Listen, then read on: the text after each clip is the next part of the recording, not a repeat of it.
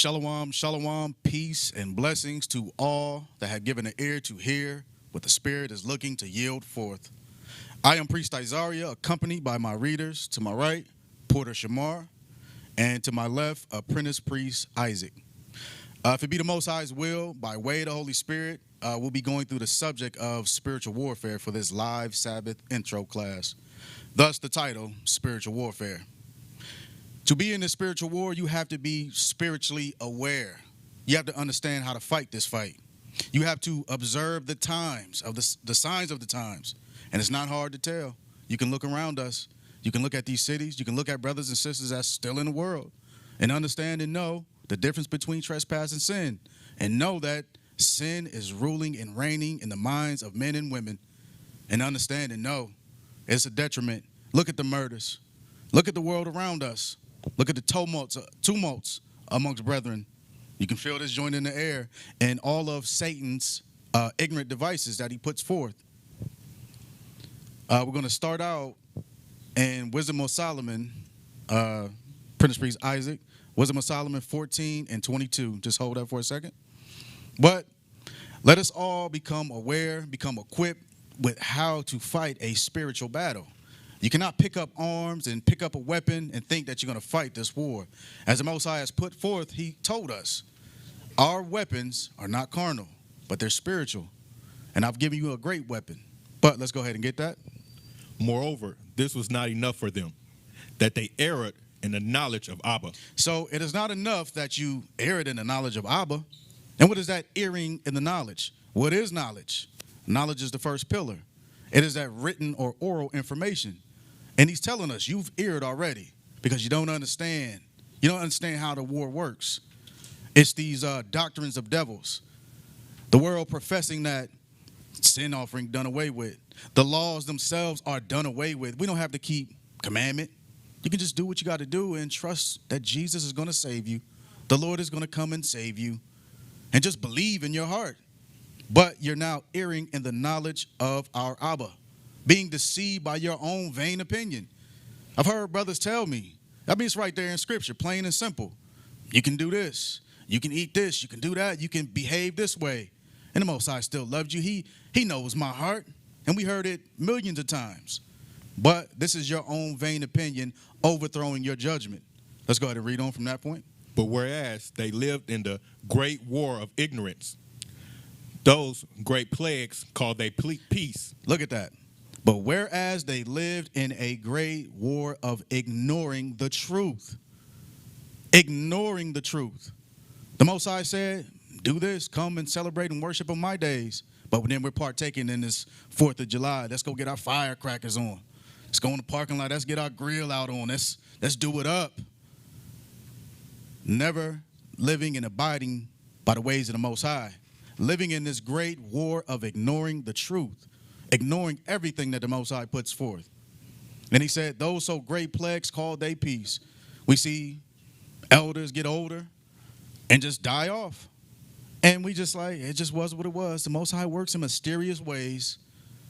But let's read on from that point.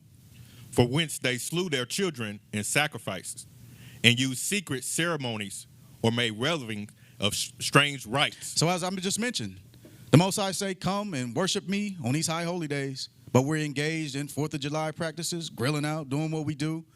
These strange sacrifices. Engaged in everything but what the Most High puts forth. Let's go ahead and read on. They neither kept lives nor marriages any longer undefiled, but either one slew another treacherously or grieved him by adultery. All right, pause for a second. This is the catalyst, what causes sin to be multiplied. As we read with the children of Cain in those days of Gideon, if you read in the 1st and 2nd book of Adam and Eve, remember they had the music, the drink houses, strong drink, weapons of war, gambling, music to ravish your mind. These are all weapons of war put forth by the adversary. These are the things that cause you to go astray. These are the things that multiply sin. Multiply sin. Let's go ahead and read 4. So that there reign in all men without expectation, blood, manslaughter, theft, dissimulation, corruption, unfaithfulness, tumult, perjury. All right, let's read that again. Verse 25. So that there reign in all men without exception, blood, manslaughter. This manslaughter, the act of killing. You're getting violent now. You just got this strange energy in you where you just like, I got to handle somebody a certain way because they done a certain thing to me. These are the weapons of war. These are the things put out by these Satans. Go ahead and read on. Theft and dissimulation. Dissimulation, to make like, to imitate, to copy, to represent as if you are righteous. Like you are righteous, but you're not. Go ahead and read it for us. Corruption, unfaithfulness, tumults. Tumults, this is that commotion, these uproars. Look at just what happened just a few months ago. Just these uproars and protesting and breaking buildings, causing billions and millions of dollars of damage. Uproars. These are the motions of sin. These are the things and these cursed winds that are coming to overtake us. This is the war. This is the war that each and every one of us are engaged in, whether you know it or not. Whether you are alive, up, at it, a soldier, sticking to it, and doing what you got to do or not. Let's read for. Perjury, disquieting of good men, forgetfulness of good turns, defiling of souls. Pause right there for a second. This perjury, willful utterance or false testimony under an oath. Just spewing out anything, falsely accusing your brethren. Uproar, this is confusion. This is deception. This is the war that we are all engaged in. Read 26 again. Disquieting of good men. Disquieting of good men. You depriving men and women of their peace, their tranquility, their time, their energy. Go ahead and read for. Forgetfulness of good turns. Defiling of souls. Forgetfulness of good terms. Somebody do unto you good and you render unto them evil. They pay you something, help you out with something, and you render unto them something evil. As brothers and sisters came through the house of wisdom, and like I said, we won't mention any names, but we've all seen it. The house of wisdom have done nothing but shown love unto these brothers and sisters. But then in return, you render unto us evil. You speak evil of our name. You falsely accuse us. Let's go ahead and read for it. Defiling of souls, changing of kind, disorder in marriages. Disorder in marriages. Brothers and sisters added, he said, what Paul said, when you come into this temple, I see divisions among you. You got divisions in your household. One is over here and the other is over here. And the Most High put forth that this man right here is the head. Woman, when I created you to be the helpmeet. And then the man, he's not doing what he's doing. She's not doing what she's doing. Disorder. Let's go ahead and read forward. Adultery and shameless uncleanliness. The shameless uncleanness. The things that you do, it's like your conscience is seared with a hot iron. You don't have any shame anymore. But you're engaged in all uncleanness. You're not even thinking for yourself. You are consumed by the spirit of sin. Let's go ahead and read forward. For the worship of idols not to be named is the beginning, the cause, and the end of all evil. So everything that we just mentioned, this is the cause of it. You worshiping these idols. And it's not a thing when you just knowingly come and I'm going to worship Satan. Satan actually comes as an angel of light. He comes with things that seem appealing to you. And for this reason, he said, this is the beginning of all your evils. This is the cause of why you're going through everything that you're going through. This is that war of ignorance. And it said, it shall be the end of all evil. It shall be the end of these things once you stop doing it. Once you stand up and recognize that I'm in a war right now. Evil is amongst me. This uproar, it's confusion everywhere I go, everywhere I look. It is confusion. It is confusion. I'm out of order. I need to get myself straight, man or woman. Let's go ahead and Porter Shamar, if you would now get me Genesis 3, and we'll start at the first verse. So what we have here is showing us clearly that we are in a war of ignorance. We are in a war of ignoring what is true. What is true? The Most High is true. The ways that he put forth is true. But, and we'll see the genesis of this war. We'll see how the war actually was waged against us, and which we all should know. Go ahead and get that. Verse 1.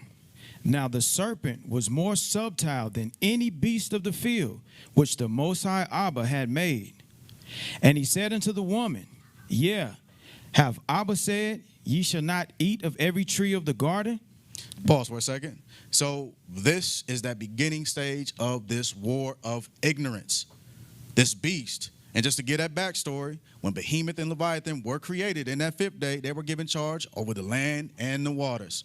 And on the 6th day, the Most High said, you know what, Adam, I'm now giving you that. And in one instant, a thought of jealousy came in Behemoth and Leviathan, and the Most High, I'm going to remand you to the earth forever. You're going to dwell in the body of foul beast. And in that moment, a war was waged against us. And they understood and knew, what, you going to use them instead of, I was created first. I'm the older brother. And they said, you know what? I'm going to make sure I take him out. I got my eye on him.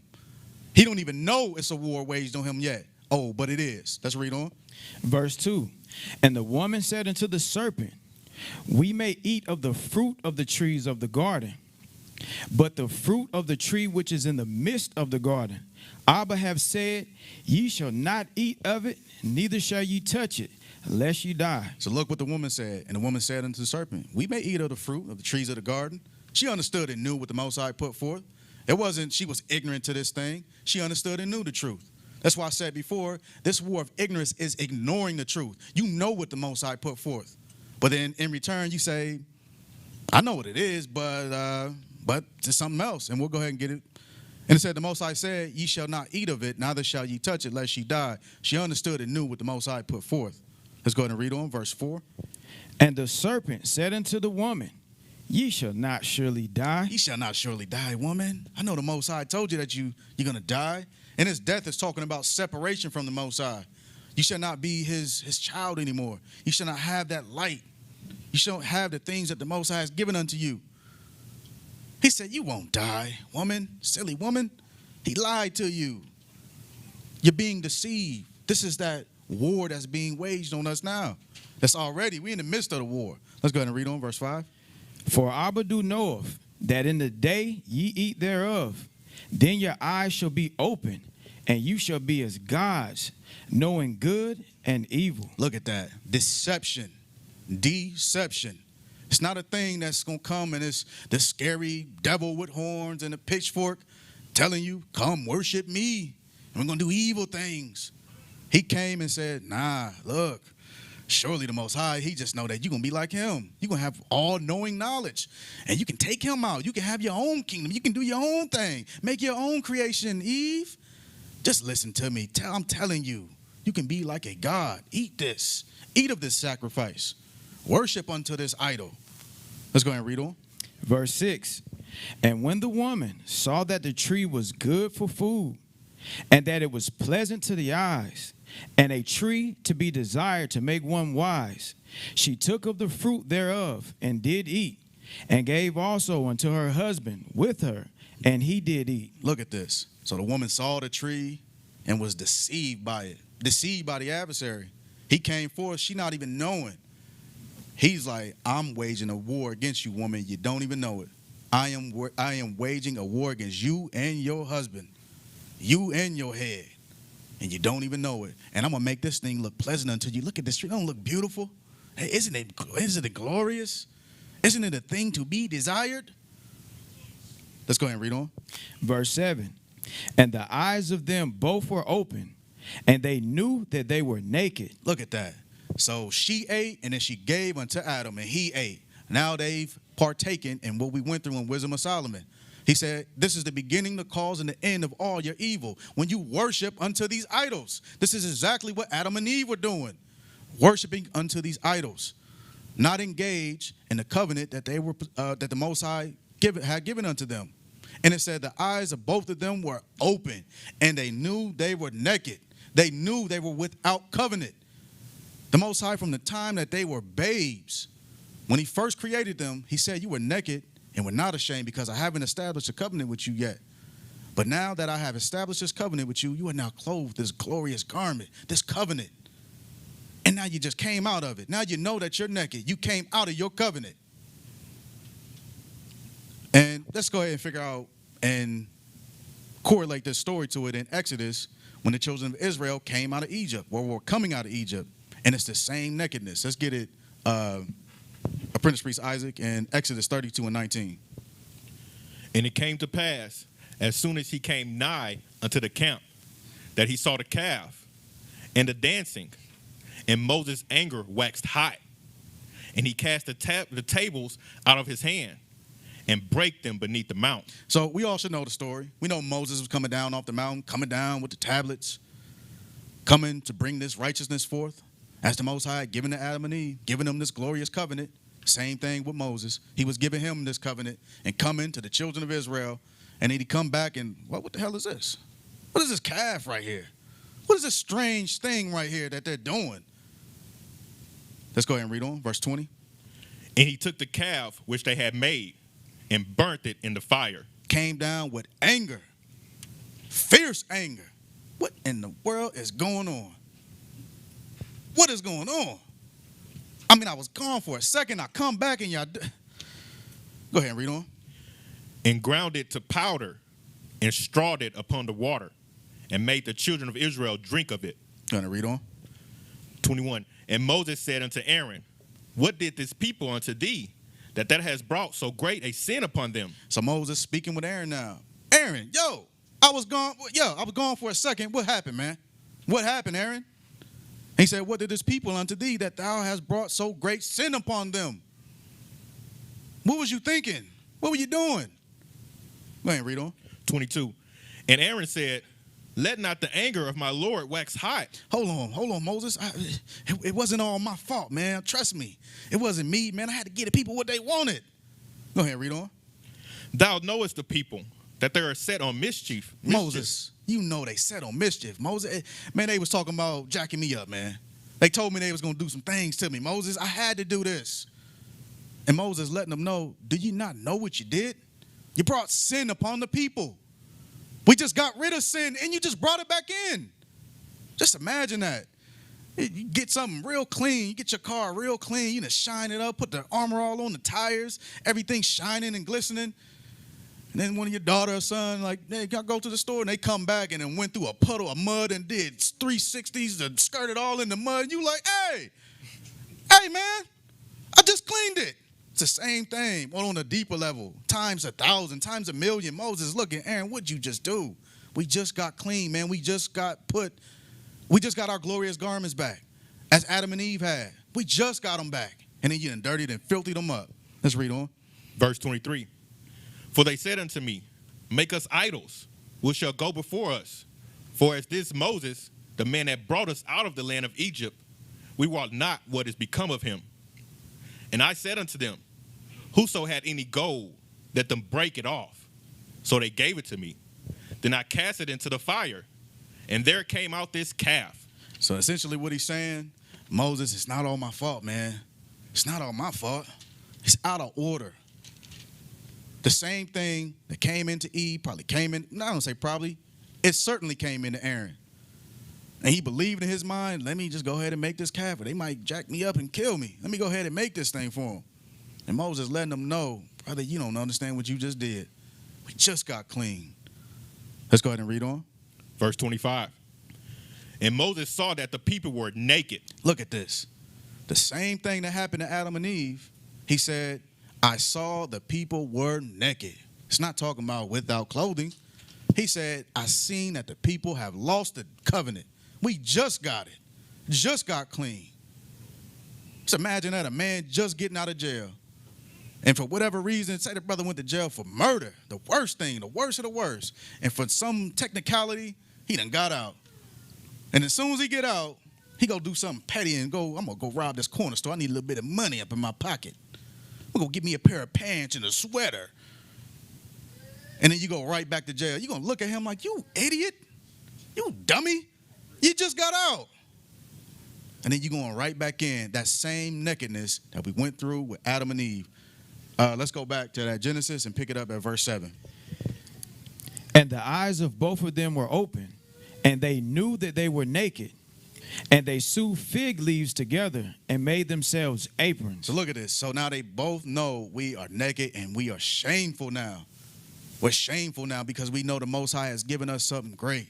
He has given us life, close connectivity unto him. So now I'm trying to hide my wickedness now. I'm going to sow these I'm trying to hide my wickedness. Let me put on this cloak that I am doing righteous, Father.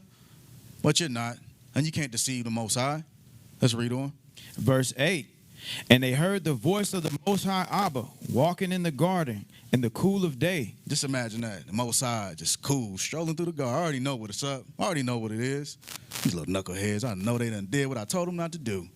Walking through the cool of the garden in the cool of the day. Coming for his morning sacrifice. Adam and Eve hiding their shame, hiding their transgression. And what did he say to them? And Adam and his wife hid themselves from the presence of the Most High Abba among the trees of the garden. And Abba called unto Adam and said unto him, Where art thou? And he said, I heard thy voice in the garden, and I was afraid, because I was naked, and I hid myself. Because I knew I lost my covenant. I knew from the time I was born, you swaddled me, salted me, did all these things unto me as a parent does unto their baby, their child. You took care of me. You gave me this glorious garment, this covenant. You gave me life. And I knew I messed it up, Abba. I knew I did otherwise. I knew I did the opposite of what you told me to do. I wasn't engaged in a spiritual war. And it was a war that was waged against us from this time. Let's go ahead and read on, verse 11. And he said, Who told thee that thou was naked? Hast thou eaten of the tree whereof I commanded thee that thou shouldest not eat? Did you partake in that covenant? Didn't I give you clear instruction and told you, do not eat of that. That is not for you. That's for somebody else. Because if you eat of it, you shall surely die. And he meant you shall surely be separated from me. And when you go into that covenant, it is going to be problematic. Problematic. And these Satans know it. This is what we're living in now. This is the war of ignorance. This is why we're going through what we're going through. Because we were deceived out of it. He said, you're going to surely die. And it's going to be problematic. Just intimacy with your loved one. It's problematic. Once you do it, you become unclean now. And now you got to wait until the evening to give up your sacrifice. He said it's going to be problematic for you, son, daughter. Don't go into that covenant. That's not for you. That's for the dead. Let the dead have that covenant. This was for life right here, the tree of life. This was for you, the covenant of tree of life. Let's go ahead and read on. Genesis 3, verse 12. And the man said, The woman whom thou gavest to be with me, she gave me of the tree, and I did eat. So he's saying, but it really was her, man. She gave it to me. But Adam, you was off too. You knew what it was. You got deceived in your mind and say, nah, let me, I'm going to just take a little piece of it. You know what I mean? Maybe it won't be so bad. But Adam, you knew what you was doing as well, Adam. Let's go ahead and read on. Verse 13. And the Most High Abba said unto the woman, What is this that thou hast done? And the woman said, The serpent beguiled me, and I did eat. Verse 14. And the Most High Abba said unto the serpent, Because thou hast done this, thou art cursed above all cattle, and above every beast of the field. Upon thy belly shalt thou go, and the dust shalt thou eat all the days of thy life. So this right here, this 14th verse, is the curse of this serpent. The Most High came and said, since you've done this thing, you're going to be cursed. I'm going to hit you with a curse. Now, Adam and Eve, I got y'all. Y'all wait right there. I'm going to give you a curse too. But this was that curse of that serpent. Let's go ahead and read on. Verse 14. 15. 15. And I will put enmity between thee and the woman, and between thy seed and her seed. Look at that. Waging a war from the beginning. This is the war that we are all currently in right now. He said, I will put enmity between thee and the woman, and between thy seed, talking about these Satans. What other seed is it? So it's going to be a war between your seed, Eve, and the serpent seed, these Satans, and they're going to be on you. They're going to be after you. Every day you wake up, they right there. What you going? Where you going, huh? Where you going today, huh? I'm right here with you, bro. Go ahead and slip up. Go ahead and forget your trespass offering. I'm right here with you, bro. I'm waiting on you. Waiting on you to do something. We have to be in the war fully aware and knowing what's going on. With your eyes fully open, knowing that I can potentially be a wicked piece of crap if I'm not doing what I'm supposed to be doing, man or woman. care who you are, man or woman. Understand the war that is waged against us. It's not us, we against ourselves. It's us against these Satans. Recognize it, understand it. Do what you got to do to get out of this place. The Most High is looking to take us back and give us that glorious garment. Give us and let us eat of the trees of the garden, be in the Garden of Eden. But we too ignorant, too stuck on ourselves and going against each other. We looking like, man, we allowing the adversary to come in and win. It can't be that. Let's read on. It shall bruise thy head, and thou shalt bruise his heel. Verse 16. Unto the woman he said, I will greatly multiply thy sorrows in thy conception. In sorrow shalt thou bring forth children, and thy desire shall be to thy husband, and he shall rule over thee. So this rule over thee is not actually talking about the husband shall rule over thee. It is talking about these Satans. He's saying he shall rule over thee in this covenant. This is your curse, Eve. He shall rule over you, and he shall be at your seed. As I said, every day you wake up, that seed is right there. One of those seeds of Satan is right there on you. What you going? What you doing, bro? Huh? Don't you want to do this? Don't you want to do this? Don't you want to do this right here? You trying to get in your oblation? Nah, bro. Don't you want to do this? Don't you want to do this over here? At you every single day, every morning, every day you wake up. It is war. And we can't be ignorant to the war. We have to understand and know how to fight this war. If you could hold for me Ecclesiastes 26 and 23. And read that 16th verse again. Shamar. Unto the woman he said, I will greatly multiply thy sorrows in thy conception.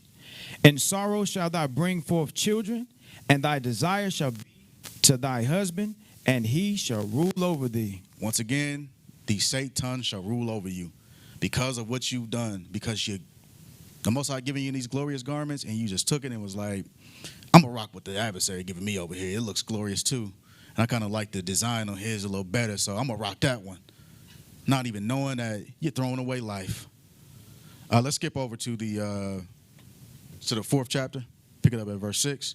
And we'll get this, what he was talking about when he shall rule over thee. This is talking about these Satans. Not the husband shall rule over thee. He shall be your head, but these Satans shall rule over you. Go ahead and get that when you got it. Verse 6. And the Most High said unto Cain, Why art thou wroth? And why is thy countenance fallen? So by now we should all know this story. This is where Cain and Abel were coming to bring their sacrifice. And Cain, being that child full of trespass, full of sin already multiplying, came and brought a faulty oblation. He didn't do what he was supposed to do. And when he didn't give that proper sacrifice, the Most High said, Cain, why you wroth, Cain? Why you looking like that, Cain? He said, why is thy countenance fallen? Let's get it. Verse 7. If thou doest well, shalt thou not be accepted. And if thou doest not well, sin lieth at the door. He said, Cain, surely, son, you would have knew if you did well.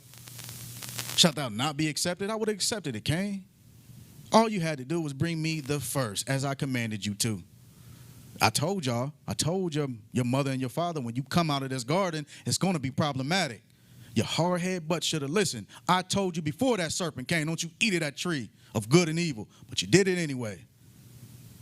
And these are the offspring. Remember, this is a curse that was given to Eve. He said, between thy seed and your seed, the seeds of this adversary and all your children. Now, this is a part of Eve's children. Go ahead and read on.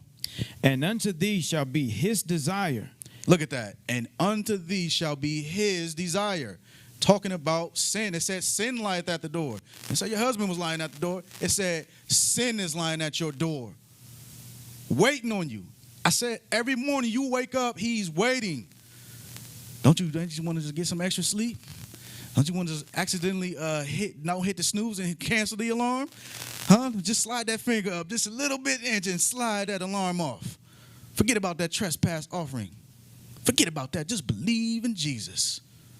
He said he's lying at your door and said, unto thee shall be his desire. He's desiring you. He said, I don't want to dwell in the body of these foul beasts. I want to dwell in you, and I want to get wicked. Let's go ahead and read on, finish that up. And thou shalt rule over him. And thou shalt rule over him or her. This is the war that we're in. It's not against each other. It is against these Satans. It is against these Satans. We are looking to get out of this place. The Most High has came and given us the seventh covenant. Who else knows this? And it's not a point to get boastful or brag about it. It's to be thankful with all humility, saying, you know what? Let me do what I got to do to get up out of this place. I see the adversary attacking my head, and I know he's attacking me. But let's fight this thing together. Let's stick to it together. Let's fight. Let's not be ignorant in a war. He said it's a war of ignorance, and we see around us the world right now. It's a war filled with ignorance, a world filled with ignorance. Nobody know about the seventh covenant. Nobody know about oblations. Everything is just believe in Jesus, or you don't got to believe in nothing at all. YOLO. Just live your best life. It cannot be that. We have to fight this war. I think that's it on that. So we're going to begin to transition and shift gears a little bit. And I want everybody to begin to examine yourself. You have to examine yourself. And you have to make sure and understand and know without a shadow of a doubt that I am in good standing with the Most High. It ain't about you looking at the next person, whether you're married or not, you looking at your husband, you looking at your wife, and we like, man, they off. But you could be off as well. We got to make sure we are all in good standing. Because when it come down to it, I can't save you. You cannot save me. I have to walk my walk just like you have to walk your walk. We have to examine ourselves. And we cannot be in this war ignoring this truth. We know what the truth is. What a blessed thing to be in this truth. What a blessed thing to know the seventh covenant. I know it's hard at times. It's hard for each and every one of us. We know it's hard. But we have to endure as good saints, good stewards.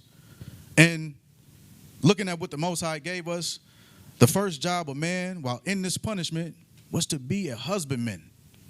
Not to be dibbling and dabbling in this, dibbling and dabbling in that. Be a husbandman. And a husbandman is not necessarily a man that just takes on a wife. It's no, you getting busy in the work of the Most High. What was the first thing that Noah did when he came off the ark? He said he began to be a husbandman, built a vineyard to make sure these sacrifices went up. He knew and understood that Genesis 3, what we just went through, a war has been waged against us since the beginning. It was waged on our forefathers, Adam and Eve. We're in a war right now. And he said, I know it. I'm going to make sure my household worship and sacrifice unto the Most High. I'm going to make sure sin is not in any of my seed. I'm going to make sure I do my part while I'm on this earth doing what I'm supposed to do. And look at the first job of the woman. He said, when I created you to be a helpmeet unto that man. It's not to be, I'm trying to do my own thing and be this independent woman over here and do what I got to do. Oh, I'm trying to get this on, trying to hang out, do that. He said, you were created to be a helpmeet, to help that man, to make sure you endure whatever time period you're in. And what a glorious thing to know what time period we're in. At the end of the 6,000 year. Just imagine our forefathers in the middle of that joint in the 4,000 year.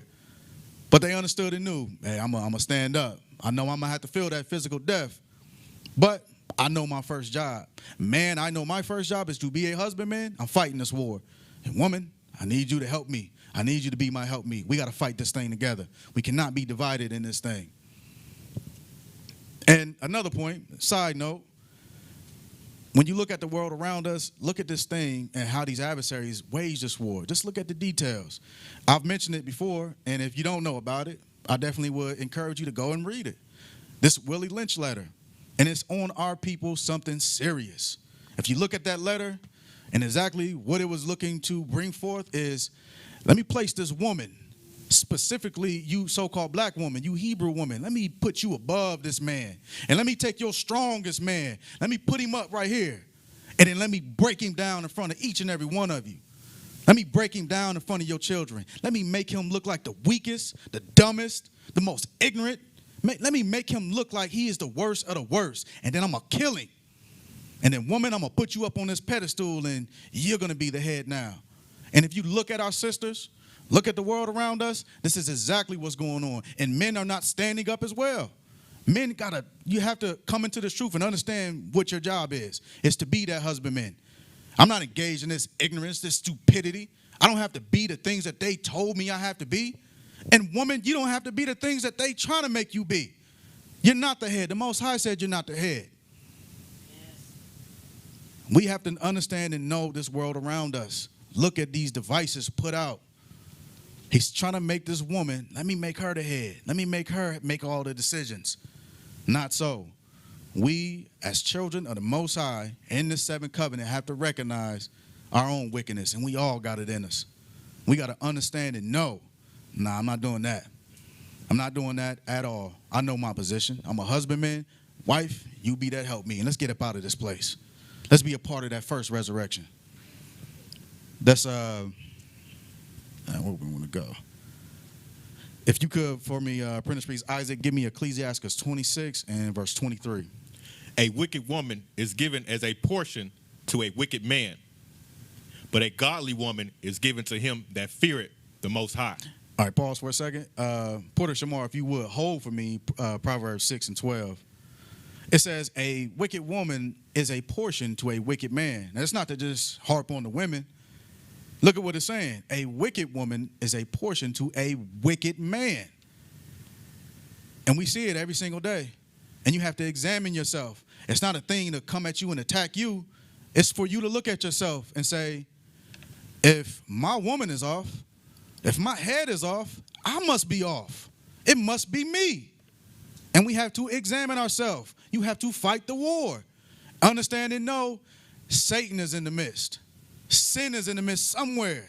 Let me do a thing. Let me do something about this. Let me not get intertangled and intermingled with the things in my emotionality and getting all emotional with it. Let me understand and know that sin is in the midst. Where there's contention, you better surely know that sin is right there.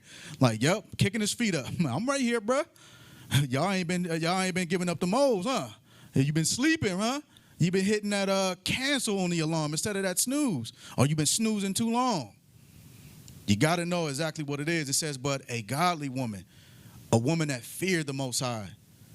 If Eve would have done this in the garden, as soon as that serpent came, she already knew. She let us know that she knew. That the Most High said, we allowed to eat this, but we are not allowed to eat that. He said, don't eat that. And then the serpent beguiled her and said, eat it anyway. He says, that godly woman that would have said, you know what?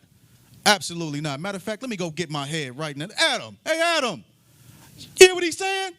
He said that we can eat this. And the Most High, I know what he said. Adam, you deal with him. And then we roast that thing. In our times, bringing it up to now, you can equate this to anything. That adversary coming to your chamber of imagery, whether man or woman, coming to you, yeah, check his phone. Yeah, you're going to go through his phone. He been doing this. He been acting strange. Oh, this been going like this. Don't you just feel something? And then they call it woman's intuition. Or man, you can be thinking the same exact thing. Letting these adversaries come and plant stuff in your chamber of imagery because you ain't been guarding it. And then what does it do? It come through, and both of you are consumed by it. Both of you are consumed by it. Go ahead, read that again. Ecclesiastes 26, verse 23. A wicked woman is given as a portion to a wicked man, but a godly woman is given to him that feareth the Most High. So as I said before, this is like looking into a mirror. I don't care who it is, man or woman. If your significant other, your spouse is off, somewhere along the line, sin is in the midst. And it could be possibly because you are off. It's don't get into this thing where it's let me blame him or let me blame her. She off. She wicked. She doing this. It cannot be that. Let us roast these spirits. Let us be engaged in this warfare. Porter Shamar, if you could get for me that Proverbs 6 and 12. Pick it up at 12 verse.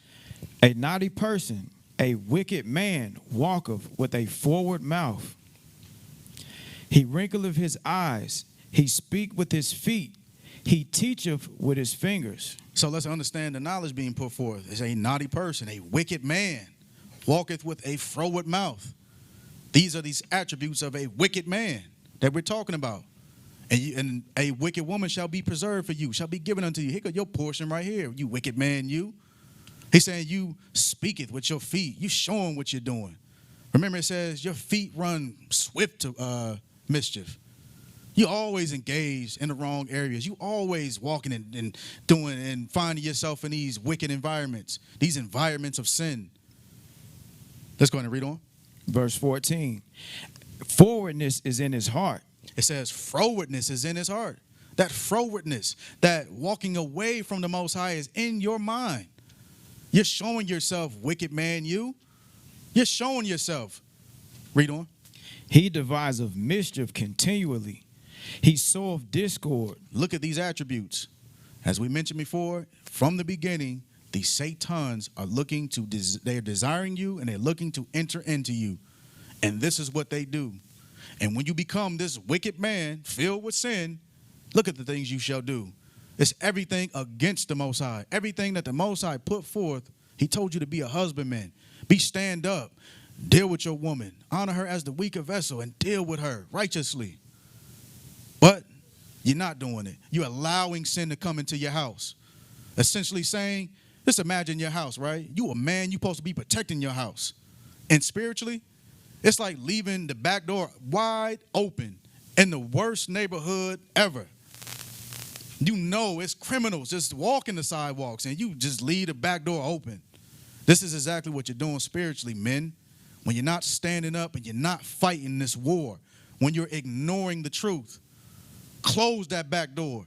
Wake up in the middle of the night, just looking out the windows. Let me make sure everything is good. Yeah, let me make sure this door is locked. Yeah, this is locked. Let me go check on the children. Everything is A1. Yeah, we good. I don't care if it's 2, 3 in the morning. They may be looking at me like, man, Dad is always tripping, man. He'll never go to sleep. Dude just always walking through the house. But he's ensuring that sin ain't coming up in here. And when you're not that, you're that froward man. There's frowardness in your heart. You're doing the opposite. You're devising mischief. You're sowing discord. These are the attributes of sin. And these is when you are overtaken by the adversary in this war of ignorance. Let's go ahead and read on. Proverbs 6:15. Therefore shall his calamity come suddenly. Suddenly shall he be broken without remedy. Look at that. A broken and damaged man. You think the Most High is going to give you a righteous woman? Absolutely not. He said, I'm going to give you your portion, son. You've been wicked. Now you're going to get this wicked woman and deal with it. Until you can get yourself in order, deal with it, son. You're broken and damaged now. If you could, you can go ahead and drop that. If you could hold for me Hebrews 10 and 30. And what I have you holding? Matter of fact, get for me Ecclesiastes 25:21. Well, before you do that, go back to that Ecclesiastes 26:23 and read that again.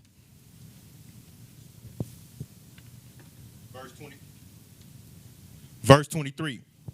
A wicked woman is given as a portion to a wicked man, but a godly woman is given to him that feareth the Most High. So once again, this is like a mirror that you can look into and know. If I'm off, or she's off, or we off, something is off. Sin is in the midst.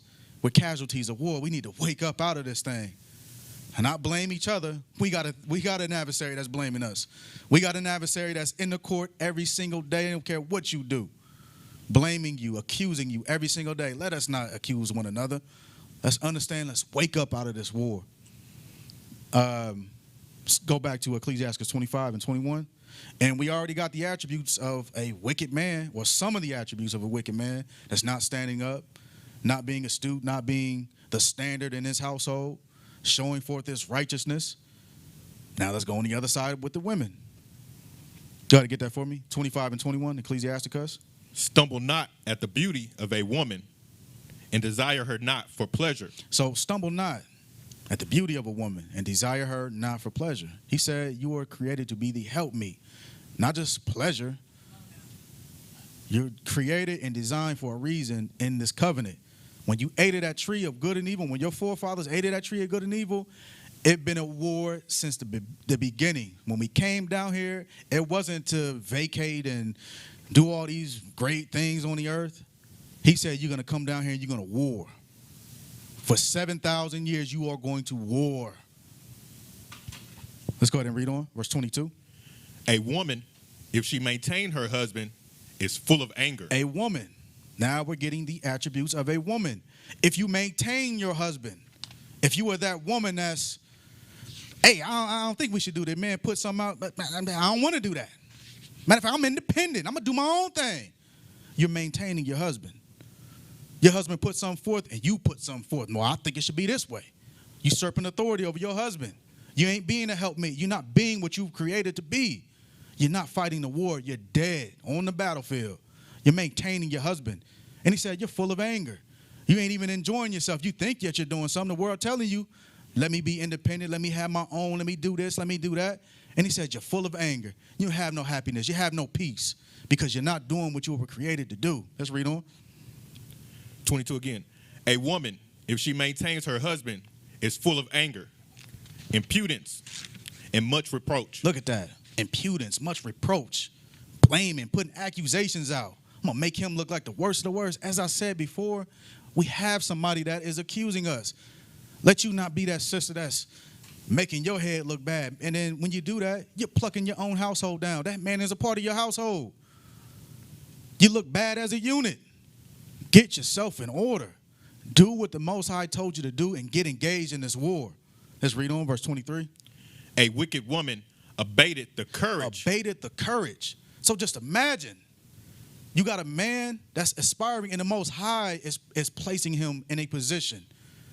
Maybe to be a priest, maybe to be a porter, maybe to be a part of the holy singers, maybe just to be in the covenant, in the congregation. All of it is a great thing. And it's telling you, when you're a wicked woman, you are taking his courage away from him. You are taking that thing that he needs to stand up and give a strong oblation, to roast sin. You're taking it away from him.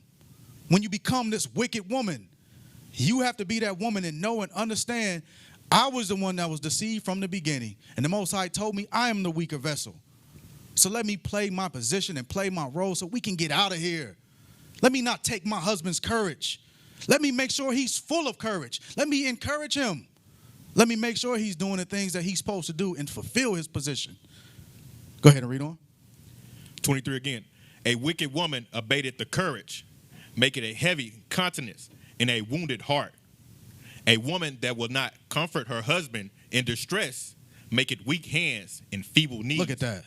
Causing your husband to be weak. Weak with feeble knees. You just wounded. You just don't know what to do. It's because you're not doing what you were created to do. It's not a thing about this hierarchy where, why can't we be 50-50? Why can't we be right? And why can't I be by his side? Why can't it be equal?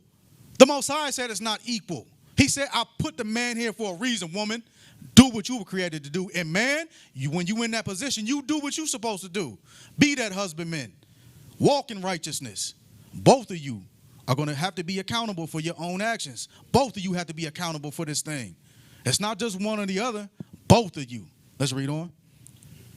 Matter of fact, before we do that, we won't go to it, but I'll just mention it. Look at the story of Abigail and Nabal. Look at what Abigail and Nabal was going through. Nabal, this man, not standing up for righteousness. Not standing up for it at all. But did Abigail go out and accuse him? Put accusations out on him? Get off? Say, I'm an independent woman. Matter of fact, I'm about to go do this own thing myself? No, she didn't. She went and she stayed in order. And she made sure, even though this man is wicked and off as hell, I got to stay right. I got to stay right. And then David was coming, and then this man wronged David. And they were coming to destroy and slay the entire household. And what did that woman do? She stood up like a righteous woman. She wasn't going off and doing this and saying this and doing that. She stood and stayed righteous and knew that even though my husband off, I know he's off. But when the Most High come back, and he come back with that whooping, with that belt, Abba, I was clean. I stayed clean through this whole thing right here. He was the one, I'm telling you. And he already like, I know it, daughter. I already know it. I already know it. I'm about to get my belt on him. And went and did what she had to do, and look what happened. The ball passed away. And that woman, and then she later on ended up marrying David. So I'm saying this to say, play your position, no matter what. I don't give a damn how wicked you think your husband is. I don't give a damn how wicked you think your wife is. Stay righteous. Stay on your path. Like I said before, I can't save you. You can't save me. But when the Most High gave us this union, we now have an advantage. Now we have each other. So let's work with each other. Let's get out of this place. Let's go ahead and read on. Verse 24. Of the woman came the beginning of sin, and through her we all die. Look at that.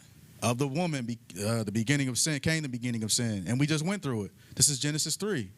It's no need to look at it and be like, man, the woman is just wicked and we can't accomplish anything. It's not saying that. It's saying because of you, sin came in. And through her, we all were separated. It's just stating the facts. And those facts were, as I said before, the war that was waged against us from the beginning. We ain't sit here. We're not meant to be here vacating and doing all these things in the world and being great in the world. He said, come down here to war. Don't be ignorant of it. All right. So we're going to begin to transition again, shift gears, and bring this class to a close. So as we're going through this, as I said, you have to truly and honestly examine yourself. Examine yourself. This is not to knock you off and discourage you. This is to actually enlighten you and to encourage you to do righteousness. To do righteousness. Whether you got a head or not, whether you sin, it don't matter. Do your part. Do with the Most High and do it well. The Most High giving you this little corner, this little piece. Say, you know what? By next year, that piece is going to be multiplied because it's going to be righteousness. Whatever the Most High give me, I'm going to multiply in it. I'm going to do what I got to do. I had you holding Hebrews 10. 10 and 30. All right, let's go ahead and get that. For we know him that he said, vengeance belongeth unto me. I will recompense, saith the Most High. And again, the Most High shall judge his people. So look at this. It's not about us accusing each other. It's about us fighting. He said, for we know him that had said, vengeance belong to me. He said, cast your lot in the lap of the Most High. Don't go accusing one another. Don't go off and you have this discord and all of this confusion. As soon as it happens, you got to be able to look at it. Hey, sin is in the midst right now. And we know our Abba is almighty and powerful. That's going to give us over to the Most High. Let's be in one accord. No more twain, but one. And he said, it belongeth unto me. He said, I will recompense, saith the Most High. And I shall be the judge. Let's read on, verse 31. It is a fearful thing to fall into the hands of the living Abba. Look at that. When you're out of order, as I said before, the Most High coming down with that belt. When he like, it is a fearful thing. You ain't never had a whooping like this. You might have thought you had a whooping. The Most High coming with that belt swinging. Mighty Abba. You little hard head button. Didn't I tell you? I told you, didn't I? And you did otherwise. I'm coming. He says it's a fearful thing to fall in the hands of the living Abba. Let's read on. 32. But call to remembrance the former days in which, after ye were illuminated, you endured a great fight of afflictions. Look at that. Call to remembrance the former days. Look at the stories of our ancestors, our forefathers, fighting for righteousness, dying for righteousness. Look at the Maccabees, the mother and the 7 sons. They wasn't getting off and wicked, and the king was calling them to eat the swine, and they looking at each other like, see, it was your fault, bro. You see, because that's why. They say, you know what? We about to die for righteousness' sake, fighting this affliction. Let's go ahead and read on. 33. Partly, whilst ye made a gazing stock, both by reproaches and afflictions, and partly, which ye began companions of them that were so used. Go ahead, read that again.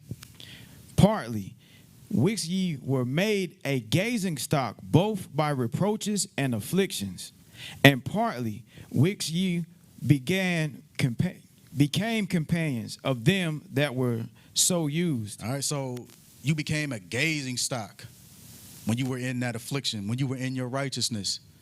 And remember, this is at war.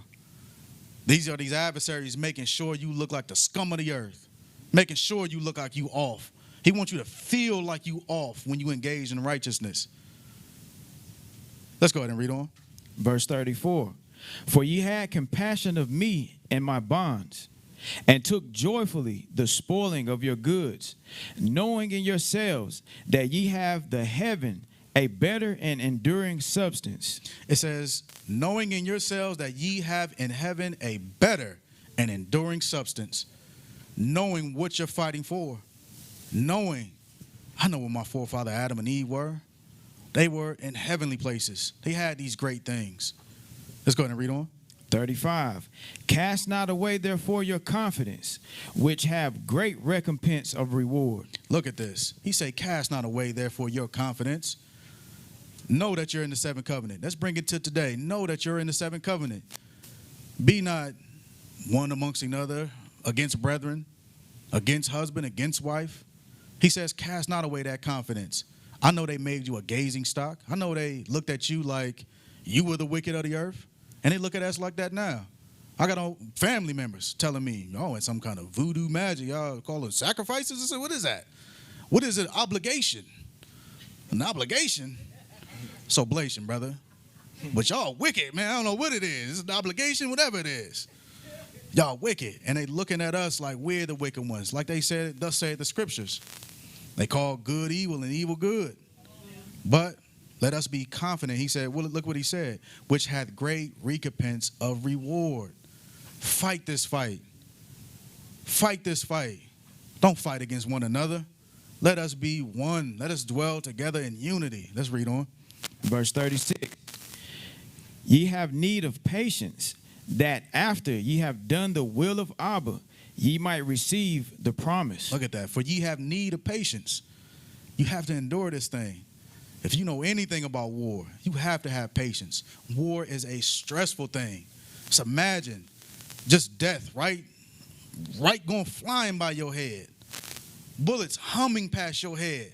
War is a struggle. It's a battle. It is stressful. He's saying you're going to have need of patience. But after ye have done the will of Abba, once you fight that war, do what you're supposed to do. Have your brother's back. Have your wife's back. Wife, you have your husband's back. Dwelling together in unity, fighting the fight. He said, you might receive the promise. He said, I promise you, you weren't going to have to always dwell there. But because of what you did, I punished you. But I'm coming. I'm returning unto you. I'm coming back to get you. Just do what you're supposed to do. Let's read on. 37. For yet a little while, he that shall come will come, and will not tarry. Look at that. He said, I'm waiting to come back. I can't wait to come and grab you out of that thing. But the time has to be fulfilled first. He said, yet a little while, he that shall come, he will come. He most certainly will come. Keep that in your chamber of imagery. These adversaries, these minions, the way they pushing it out in the world, you will believe in your mind that the world is going to go on forever. We just got to endure through this crap. We got to endure and deal with America. It's just going to go on forever. We just got to make the most of it. Let's go on vacations. Let's go do this. This is that war of ignorance. These are the things that pull you away from it. But he said, I'm not going to tarry. I'm not going to delay my coming. That moment that I said I'm coming, I'm coming. And shall I find that faith on the earth? Shall I find you fighting, or shall I find divisions among you? Shall I find you divided, a house divided? Let it not be us. Let's read on. 38. Now the just shall live by faith. But if any man draw back, my soul shall have no pleasure in him. Look at that. Now the just shall live by faith. The only way you can live by faith is exterminating sin, giving up your offerings, giving up your peace and thanksgiving offering, putting in your hope. And then in return, that hope turning, you get that tangible evidence. You like, whoa, I got it. I'm living by faith, from faith to faith. He said, but if any man draw back, if any man or woman, because you can't seem to get past out of your own way, and you accusing her, you not fighting it, he said, any man draw back, my soul have no pleasure in him. You're not doing what you were created to do. You're falling for the deception by the adversary. Let's read on. 39. But we are not of them who draw back We are into not perdition. of them who draw back. Like the sons of perdition, the sons of the lostness. Just lost in the world. Just when the Most High holy days come around, you engaged in it. You're doing it. When this person's off, your rib or whatever, somebody's off, you handle it not as the Most High told you to handle it. He said, sin is in the midst. Exterminate that sin. Be a husbandman. Wife, be that helpmeet. When you're drawing back, you're going back to that old man, that old person, into that darkness where you don't know where you're at. You're stumbling, falling, tripping, not knowing how to operate. Let's read on from that point. But of them that believe to the saving of the soul. All right, we had dropped that right there. And if you could get for me 2 Timothy 2:1. So as we're saying, let us not be those ones who draw back. Let us fight this good fight. This is a war that we are engaged in. And as we already brought forth, as wisdom has brought forth, it has been waged on us since the beginning. From the moment that Behemoth and Leviathan were cast into the body of foul beast, they said, you know what? We're campaigning against them saints. We're trying to knock them off at all costs. But all praise to the Most High, he said, the prophecy is already there. All you got to do is fulfill the position. That's all you got to do. Let's go ahead and get that when you got it. Thou, therefore, my son, be strong in the grace that is the Messiah, Yahushua. So this grace is this new covenant. This is that new weapon that you use to fight this battle. He said, therefore, my son, be strong in that covenant. Be strong in them oblations. I made it just for you. It's tailor-made for you. It's spiritual now. You can offer a sacrifice anywhere you go. They can lock you up as a chief priest, and y'all have mentioned many a time. You can be in Pluto somewhere, on some jail or prison that they put you on, and you can still give up sacrifices. He's saying, be strong in that. Be strong with that mighty weapon of war that I have given unto you. Let's read on. Verse 2. And the things that thou hast heard of me among many witnesses, the same committed thou to faithful men, who shall be able to teach others also. So he's saying, as I have been faithful, render unto those who carry those same attributes, men and women alike, who are faithful also. And as we mentioned, what is faithful? You walking and living from faith to faith. You fighting the war. You're exercising the oblations, fighting and warring against evil. You're not warring against one another. You know it's deeper than that. Let's read on. Verse 3. Thou, therefore, endure hardness as a good soldier of Yahushua the Messiah. Look what it's saying. Thou, therefore, endure hardness. He told us in the beginning, it's going to be problematic. You're going to die in that covenant. You're going to be separated from me. But within that covenant and within that time span, I'm going to send you down a gift. I'm going to send you down a gift, and all you got to do is just fulfill your position. And that gift is the weapons of war, the seventh covenant, to fight against evil, to fight against these satans. Read on, verse 4. No man that warred entangled himself with the affairs of this life. Look at that. So when I come and give you that weapon, he's saying, no man that warreth, you're not entangling yourself with the affairs of this life. You're not all engaged in your emotions with your rib, or you're not engaged in all these emotions with you. Like, nah, I already know what that is. I feel that coming. I ain't about to go say nothing. We about to just go and roast this thing. You're not entangled with the affairs of this life. You're not looking to just jet set and vacate and do all of these things and be a part of the world. You could care less because you know what's at stake. You know our Abba is saying, y'all right there at the first resurrection. Don't fall off. Don't entangle yourself in the affairs of this life. Let's read on from that point. The latter part of verse 4. That he may please him who had chosen him to be a soldier. Look at that. That he may please him who have chosen to be a soldier. He have chosen you. You didn't choose him. Like I said, he said, I'm going to drop down this gift unto you. I'm going to drop down this weapon of war. Use it. Do what you're supposed to do with it. Let's go ahead and read on, finish this up. Verse 5. And if a man also strive for masteries, yet is he not crowned, except he strive lawfully. Look at that. If a man also strive for the masteries, so if you're looking to be a victor of this battle, he said, you have to, except ye strive lawfully. Unless you're fighting against sin, you're engaged in the sacrifices, you're using the weapons of this war. You're not going to achieve that mastery unless you're doing so. Let's read on. Verse 6. The husbandman that laboreth must be first partaker of the fruits. Look at that. As we mentioned before, these are the attributes of a man. You should be that husbandman, ensuring your household is rid of sin. And when it's rid of sin, as I mentioned before, you walking through the house spiritually, making sure everything is locked down, walking around with that weapon. I wish a spirit of sin would come. I wish you come and look in the window. I wish you would. But if you step on my lawn, I wish you would. You got to be that kind of man, holding down the fort. We can go ahead and drop that. And if you could, this will be the last thing, 1 Corinthians 9 and 24. And we'll go ahead and end it with this. Yep. Now, Call the chapter and verse. 1 Corinthians chapter 9, verse 24.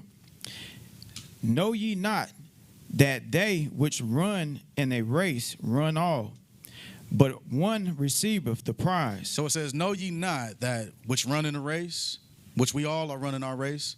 As I already mentioned, I can't run it for you. I can't save you. You can no more save me. We have to run this race. And it says, but one receiveth the prize, asking a question. Don't you know that at the end of this race, you shall receive your prize? But don't you know that you got to run your race? Don't you know that you have to do that? Let's read on. So run. So run. Run your race. And what we're talking about today, engage in this warfare. Fight it. If you a rib, you a wife, be that help me. Encourage your husband. Don't abate his courage. Don't strip that away from him. And husbands, be stand up. Be protectors. Making sure that your household is rid of sin. It says, so run that thing. Run it like you ain't never ran before. You're like, man, I might pass out, but I'm running. I ain't stopping. Go ahead, read on. That ye may obtain. Go ahead, read on. Verse 25. And every man that strive for this mastery is temperate in all things. Every man or woman that strive for this mastery, that's in this war, like I said, want to be a victor of the battle, he says you are temperate in all things. You're not just elevated on this emotional level. You're temperate. You're smoothed out. You know and understand I am in a war. Let me show forth my temperance. Let me not be engaged over here too much. Let me not be tossed to and fro. I'm temperate in this thing. And I understand and know that we are in a war. Let's read on. Now they do it to obtain a corruptible crown. Now those that are wicked, which we went forth, the wicked man and the wicked woman, they do it to obtain a corruptible crown. That thing that is corruptible is the earthly riches, the earthly gratification. That thing can rust. Money can be stripped away from you. Things can rust and rot and get old. They lose their value. But what else? But we are incorruptible. But we and incorruptible. So we are looking to receive that incorruptible crown. When the Most High come back and snatch us out of this place, we are looking to receive that crown. So as I said, let us not be persuaded by the adversary to go against one another. That is not what a war is. That is not what a war is. He said, come on over here and fight that spiritual battle. And you'll see these problems start to dissipate. And it's like, man, what was we even arguing about? Because we got rid of that sin. Sin is no longer in the midst. We are looking to receive that crown when the Most High returns. Read it, that last verse. Verse 26. I therefore so run, now as uncertainly. So fight I, not as one that beateth the air. So he said, I therefore so run, not as uncertainly. Remember, he told us, keep your confidence, understand and know what it is. It is a war. And in this war, at the end of it, there's a reward. So I'm not running uncertainly. I'm not running just, man, I'm on this 5K, it's about 10K now, man. I'm just running. I don't know what I'm running to. And that's how you can be when you're in the world. You're just thinking this thing gonna go on forever and ever and ever. And what you're running to is that first resurrection to be, hey, I'm right here, Father. I know what I'm running to. I told them, all of them, they veered off. They said it was a shortcut. Father, I came this way. You told me to come this way. I came this narrow path. And I'm running. I'm not uncertain of what I'm running to. And he says, so fight I. I'm fighting the fight. I'm fighting the fight, Abba. I'm not lack on it. Not lackadaisical, doing the things of the world. I'm in it. And he said, not as one that beateth the air. When you just, hey, man, you think you fighting something? You literally are beating the air. I'm going to destroy you, sin. I'm going to destroy you. You ain't destroying nothing. It's the same thing you doing with your rib when you accusing her. You ain't doing nothing. You beating the air. You're not doing a damn thing. We got to be those vessels that's fit for the master's use. We got to get engaged in this warfare. This is that spiritual warfare. These are the genesis of it, which we went through in this class. But we're going to go ahead and close it down. I hope everyone was edified. I hope everyone can truly examine themselves and look at yourself and know that if I'm wicked, let me change it. If I'm off, let me change it. If my rib is off, let me help her. Rib, woman, if he's off, let me encourage him. Let me not strip away his courage. Let me make sure my household is in order. Let me not pluck it down my household. And let's be in order with the Most High. For time is fleeting. Time is short. Let's stay in this covenant. Let's stay in the fight. But with that, we'll go ahead and close this Sabbath intro class down. Peace and blessings. Shalom. Dang, man, I wanted to tell you, you should have read that, man. Check the mic line. The mic line.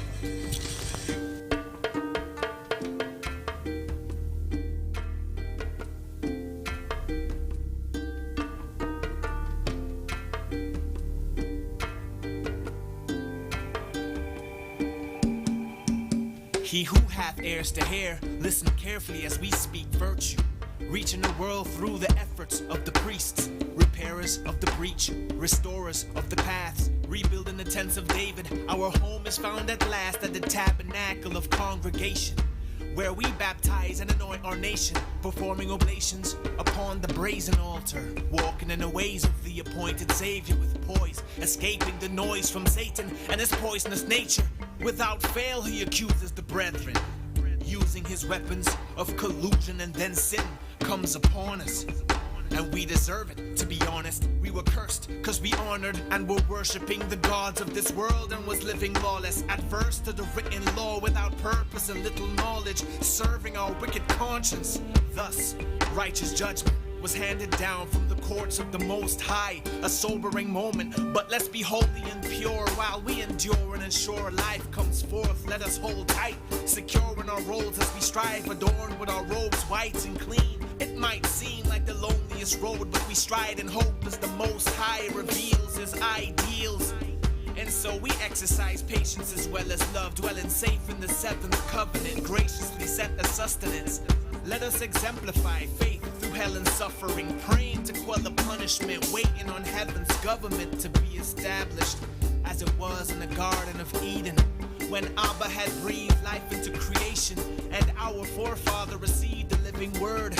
No more are we called prisoners, we live and learn, and study to be approved as the sons of Yahweh, who were lovingly given rules to better build and preserve truth. The bricks surrounding the kingdom are the 7 pillars of virtue. This is a house of wisdom. Shalom.